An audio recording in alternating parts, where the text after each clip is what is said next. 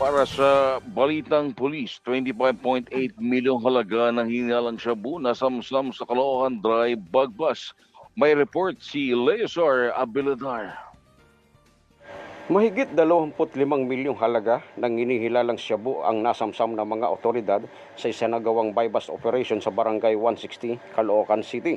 Pinuri ni Police Major General Edgar Alan O. Ocobo, Regional Director NCRPO, ang mga operatiba ng Caloocan City Police Station, Valenzuela City Police Station at 3rd Mobile Force Company ng Regional Mobile Force Battalion sa matagumpay na pagkakakumpiska ng malaking halaga ng nabanggit na ipinagbabawal na gamot at pagkakadakip ng 2 high-value individuals. Ang mga naarestong suspek ay kinilalang sina Edgardo Vargas E. Agustin, 42 taong gulang, at si Leonard Buenaventura E. Cruz, 20 taong gulang. Ayon sa report na nakarating kay Police Major General Ocobo, ang nasabing bypass operation ay nagmula sa impormasyong ibinigay ng isang confidential informant kaugnay sa iligal na gawain ng mga nasabing suspek. May timbang na humigit kumulang 3,800 grams o tinatayang nagkakahalaga ng 25,840,000 ang kabuuan ng hinihilalang shabu.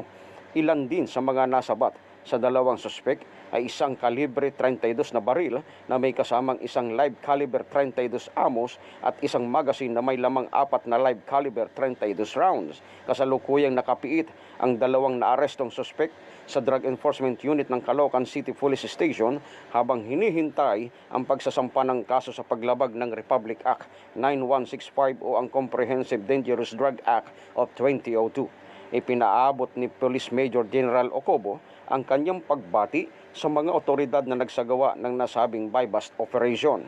Dagdag pa ni Ocobo, patuloy lang anya sila sa mga pinaigting na operasyon laban sa iligal na droga at iba pang krimen sa Metro Manila.